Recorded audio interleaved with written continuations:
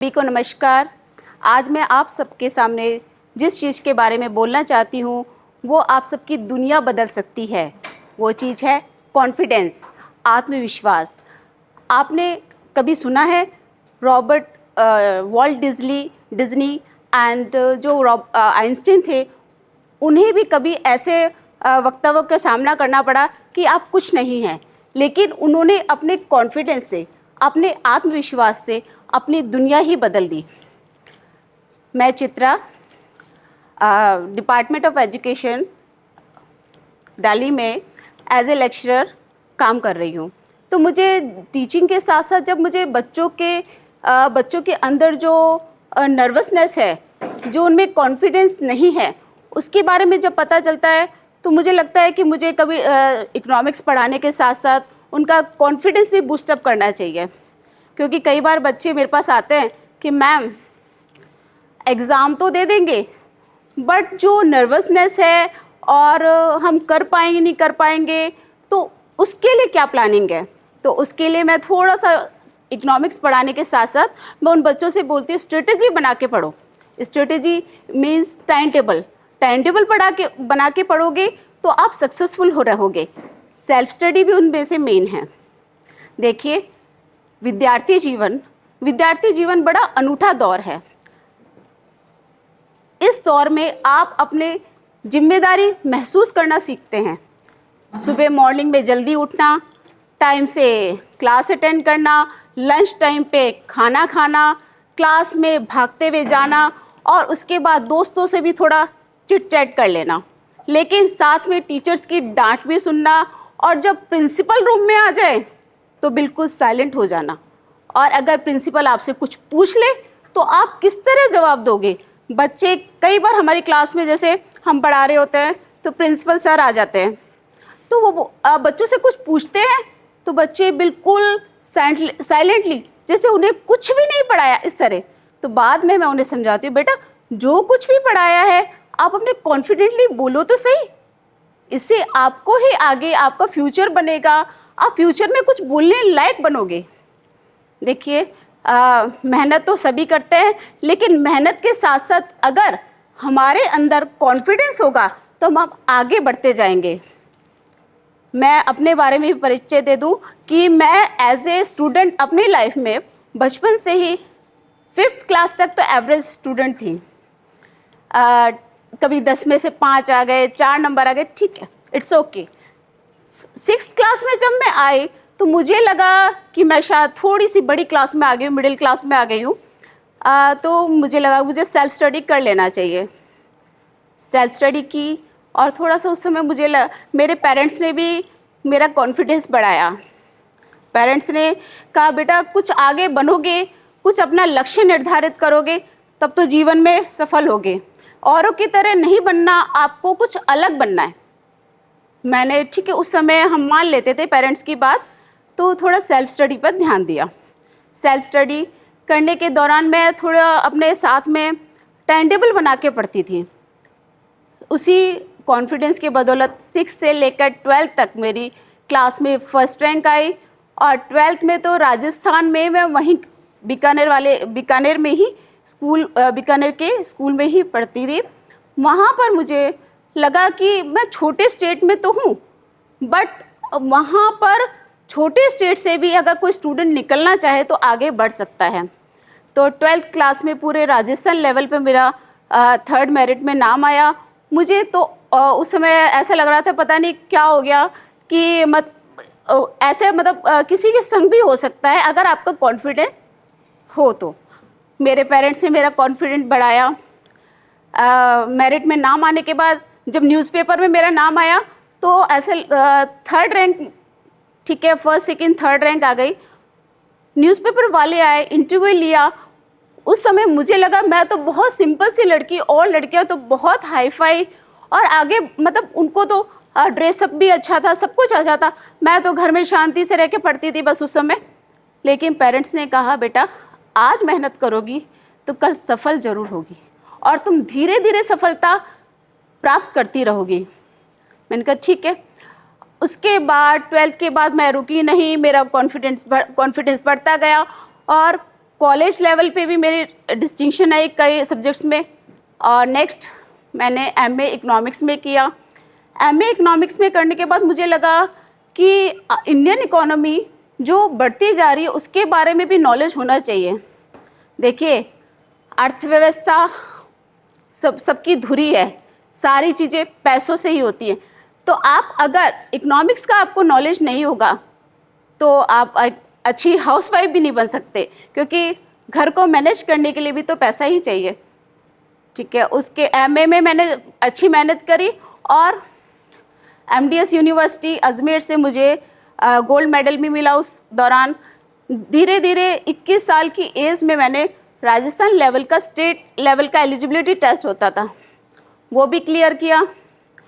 उसको क्लियर करने के बाद मुझे लगा कि मुझे टीचिंग में ही जाना चाहिए, मुझे बच्चों का भविष्य के लिए कुछ करना चाहिए। मेरे पेरेंट्स भी यही चाहते थे।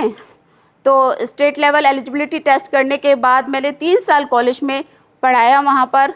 अब राजस्थान में आप सोचते हैं हिंदी में ही एजुकेशन मोस्टली होती है, इंग्लिश तो थोड़ा सा कम ही वहाँ पे था, बट मैंने सारी एजुकेशन पहले इंग्लिश हिंदी में की। फिर उसके बाद दिल्ली में आने के बाद एमफिल नेट सब इंग्लिश में किया। तो language doesn't problem with you, problem is your confidence. अगर आपके अंदर कॉन्फिडेंस है तो आप कुछ भी कर सकते हो, किसी भी भाषा में बात करो, बस आप में कॉन्फिडेंस होना चाहिए। और 2013 से मैं डिपार्टमेंट ऑफ एजुकेशन दिल्ली में एज ए लेक्चरर काम कर रही हूँ। अब मुझे ऐसा नहीं लगता है कि मुझे उस लाइन में जाना चाहिए तो उस लाइन में जाना चाहिए था। मैंने स्कूल में पढ़ाया, बच्चों से रूबरू हुई और उनकी प्रॉब्लम्स देखी। लेकिन आज मुझे लगता है आज की जो स्टूडेंट लाइफ है, आज की स्टूडेंट लाइफ पहले जैसी नहीं है। आजकल के बच्चों को आपने देखा है, मोबाइल, इंटरनेट, वो तो उनकी जान है। अपने ऊपर कॉन्फिडेंस नहीं है उन्हें मोबाइल पे ज़्यादा कॉन्फिडेंस है। ठीक है, कुछ हद तक यूज़ कीजिए, लेकिन अपनी कमज़ोरी मत बनाइए। मोबाइल आपकी कमज़ोरी नहीं होनी चाहिए। मैं अपने क्लास में अपने स्टूडेंट्स को भी यही बोलती हूँ कि मोबाइल आपकी कमज़ोरी बिल्कुल नहीं होनी चाहिए। अब आप कहेंगे ये कॉन्फिडेंस है क्या चीज़, व्हाट इज़ कॉन्फिडेंस? लंदन में गोल्ड स्मिथ यूनिवर्सिटी है, उसके अनुसार confidence is a feeling, confidence is a feeling of trust in your self, your abilities and your general knowledge. अगर आप में कॉन्फिडेंस है तो आप कुछ भी कर सकते हैं।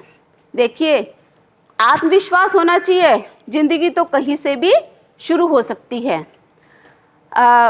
मैं आपको अब कुछ स्ट्रेटजी बताना चाहूँगी जो कॉन्फिडेंस इंक्रीज़ कर सकती हैं। सबसे पहले, be proud of your victories, be proud of small things. अगर आप छोटी छोटी चीज़ों से आगे बढ़ रहे हैं तो आप उसको सेलिब्रेट कीजिए। आप अगर सेलिब्रेट करेंगे तो आपको कॉन्फिडेंस बढ़ेगा। मैं अपने स्टूडेंट से कहती हूँ कि करते रहो मेहनत, फल ज़रूर मिलेगा बेटा, आज नहीं तो कल ज़रूर मिलेगा।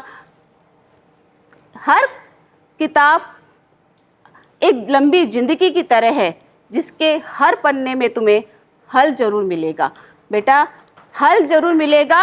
इसीलिए अपनी प्रॉब्लम्स अपने आप सॉल्व करो, अपने प्रोजेक्ट्स खुद बनाओ और आप किसी पे विश्वास मत करो, अपने ऊपर विश्वास करो। उसके बाद मैं अपने स्टूडेंट से ये भी कहती हूँ, एक्सप्रेस योरसेल्फ। अपने आप को आप कैसे व्यक्त कर रहे हो, आप किसी पे विश्वास ना करके आप क्या बोल रहे हो, किसी के सामने प्रेजेंट कैसे हो रहे हो, कॉन्फिडेंटली प्रेजेंट हो। और कॉन्फिडेंस बढ़ाने का सबसे आजकल तो ये है कि आपको अप टू डेट रहना पड़ेगा। आपको न्यूज़पेपर पढ़ने पड़ेंगे, इंटरनेट पे अच्छी अच्छी जानकारियाँ लेनी पड़ेगी। और आप इंटरनेट ठीक है, अच्छी चीज़ है, मतलब जहाँ तक हमें नॉलेज मिलता है वहाँ तक तो सही है, लेकिन उसके बाद अगर आपने उसमें से फालतू रील से अपना टाइम वेस्ट किया तो आप अपना कॉन्फिडेंस नहीं बढ़ाएंगे, आप अपना लेवल ही नीचे कर लेंगे। अगर आपको कुछ बनना है तो आगे बढ़ने के लिए अच्छी चीज़ों का उपयोग करना पड़ेगा। नेक्स्ट है हेल्दी लाइफ। मैं अपने स्टूडेंट से कहती हूँ कि बेटा एग्ज़ाम के टाइम में अपने हेल्थ पे पहले ध्यान रखना, खाने पीने पे ध्यान रखना। यूँ नहीं कि तुम पहले फालतू जंक फूड खा रहे हो, तुम्हारी मम्मी कुछ और बना रही है, तुम ऑनलाइन ऑर्डर कर रहे हो, वो चीज़ नहीं होनी चाहिए बेटा। अपने खाने में मिनरल्स, कार्बोहाइड्रेट, प्रोटीन्स ये सब रखो। ठीक है, कभी कभार हो गया, ऐसे नहीं कि बचपन में खाया नहीं, लेकिन खाना चाहिए। लेकिन कभी कभार बेटा ऑनलाइन मंगाना तो कभी कभार मंगा लो, ऐसे नहीं कि आप डेली की आदत डाल रहे हो। देखो हमारे बुजुर्ग भी कहते ही है ना, दिल का रास्ता पेट से होके जाता है। लेकिन मैं अपने बच्चों से यही बोलती हूँ, बेटा तुम्हारे मस्तिष्क का जो रास्ता है ना, वो तुम्हारे पेट से होके जाता है। अगर तुम्हारे पेट में शांति होगी, तुम्हारे मस्तिष्क में शांति होगी, और अगर तुम्हारे मस्तिष्क में शांति होगी तो तुम्हारा क्या होगा, कॉन्फिडेंस भरपूर होगा, तुम्हारे अंदर बहुत कॉन्फिडेंस होगा, तुम आगे बढ़ोगे, डिस्टिंक्शन से पास होगे। उसके बाद मैंने बच्चों को कई बार समझाया कि बेटा एग्ज़ाम के तुम बिल्कुल अपने आप को हेल्दी रखना। नेक्स्ट मैं आप सभी को बताना चाहती हूँ कि कॉन्फिडेंस के लिए कि कई बार हम गलतियाँ करते हैं। It's okay to be wrong, but हर गलती से सीखिए।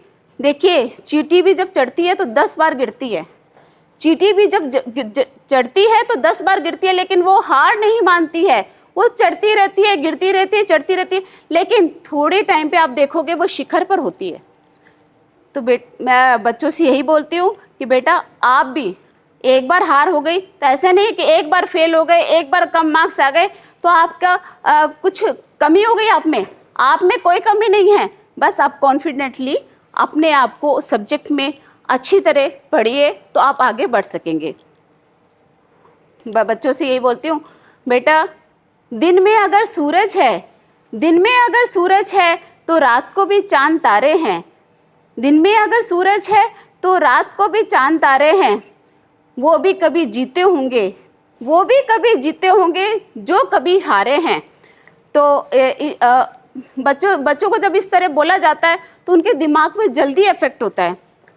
अब मेरा सब्जेक्ट तो ऐसा है, इकोनॉमिक्स है, कि थोड़ा अर्थव्यवस्था इकोनॉमी से रिलेटेड है।